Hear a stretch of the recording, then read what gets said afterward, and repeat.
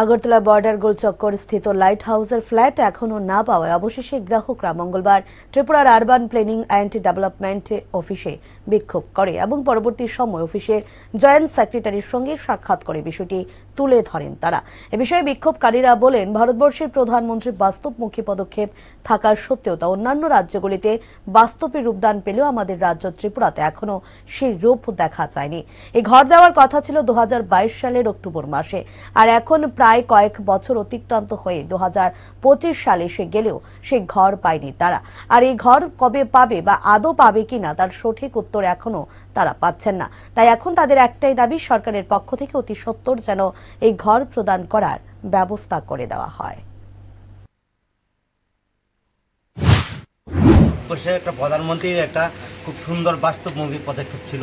সেই পদক্ষেপে ভারতবর্ষের 6টা স্টেটের মধ্যে 5টা স্টেট অলরেডি বেনিফিশিয়ারি ঘরগুলো পেয়ে গেছে, বাট অনলি ত্রিপুরা আমরা এখনো ঘর পাচ্ছি না।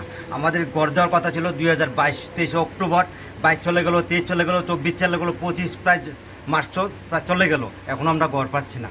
তো আমরা কোথায় গেলে শুরু পাবো আমরা এখনো সঠিক উত্তর আমরা পাচ্ছি না।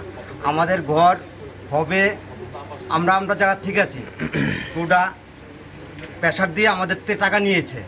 ওরা ঘর পেমেন্ট নেওয়ার জন্য এই অফিসে আমাদেরকে প্রেশার দিয়ে first time second time student বা পুরো টাকা নিয়েছে। বাট এখন তারা, আমরা প্রথমবার এসেছি, এরপর মাঝখান দিয়ে আমরা সিএম এর সঙ্গে দেখা করার জন্য পারমিশন চেয়েছিলাম। এখনো আমরা জানি যে আমাদের মাননীয় মুখ্যমন্ত্রী আমাদেরকে সময় দেবেন বা এই অফিস আমাদের কথা শুনবেন, আমরা যাতে আমাদের ঘরগুলো পাই। কাজগুলো এখন বদ্ধের মতন, কবে কাজ হবে? প্রায় 40% কাজ হয়েছে, 60% কাজ এখনো বাকি। বাউন্ডারি ওয়াল, ডি ব্লক কাজ এখনো আরম্ভ হয়নি, স্যানিটেশন হয়নি, ইলেকট্রিসিটেশন হয়নি, পাওয়ার হয়নি, বা ওইখানে যে প্রাইমারি হেলথ সেন্টার ছিল ওইখানে কাজ আরম্ভ হয়নি, কোনো কিছু হয়নি। অঙ্গনওয়াড়ি সেন্টার বা পাম্পিং হেলথ সেন্টার, পিএইচ, কোনো কিছু কাজ হয়নি। কাজ 30 থেকে 40% হয়েছে। ডি ব্লকের কাজ এখনো মাটির তলায়।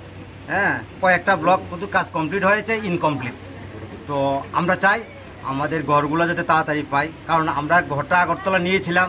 আমাদের মা বাবা অসুস্থ হলে আগরতলা 1800, 2000, 3000 টাকা দিয়ে মানে হোটেল থাকতে হয়। আমরা যাতে ইডব্লিউএসএ ফ্যামিলি পরিবার, আমরা যাতে ওইখানে ঘরটা পাই, আমাদের ছেলে মেয়েরা যাতে পড়াশোনা করতে পারে। আগরতলা এখানে অনেক আছে, 8000, 10,000 টাকা ভাড়া দিয়ে, রামনগর ভাড়া নিয়ে ছেলে মেয়েদের পড়াশোনা করতে হয়। আমাদের আশা ছিল যে এই ঘরটা পেলে আমাদের ছেলে মেয়েরা আগরতলা রেখে পড়াশোনা করাতে পারবো, কিন্তু টাকাও